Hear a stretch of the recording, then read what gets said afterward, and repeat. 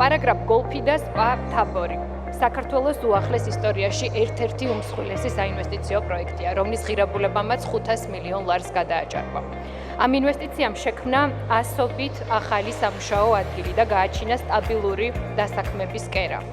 ის მაღალი სტანდარტი, რომელიც პარაგრაფის კომპლექსის ოპერირებას ესაჭიროება ქვეყანაში მომსახურების ხარისხის გაუმჯობესებას და შრომის ბაზრის მიზნობრივ განვითარებასაც შეუწყობს ხელს.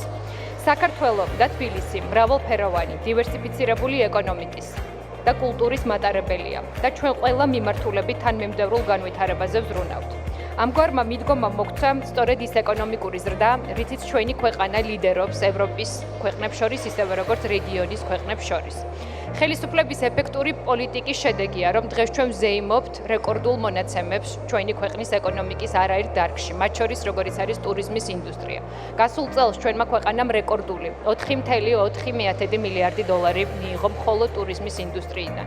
ისევე როგორც რეკორდულია გზავრთნაკადი, რამე თუ რეკორდულია ავიაკომპანიებისა და პირდაპირი ფრენების შესრულების რაოდენობა, რაც მათ შორის ცხადყოფს ხელისუფლების სწორ ეკონომიკურ პოლიტიკას, სწორ პოლიტიკას ტურიზმის სექტორისა და მათ შორის ტრანსპორტის ინდუსტრიის განვითარებაში.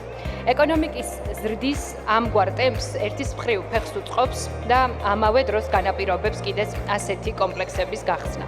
დღეს არსებული დინამიკა და ვითარება ჯერ კიდევ წლების წინ გაჭრიტა ბატონმა ბიძინა ივანიშვილმა, რომელმაც თბილისში პანორამის რამდენიმე საფეხურიან მშენებლობას ჩაუყარა საფუძველი.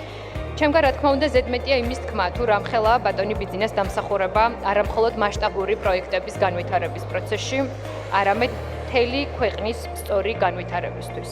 სწორედ ამიტომ ვფიქრობ, რომ ეს კომპლექსი ნამდვილად გახდება ეპოქის სიმბოლო, როგორც საქართველოს გონივრული, მშვიდობიანი და განვითარებაზე ორიენტირებული პოლიტიკის გამოხატულება.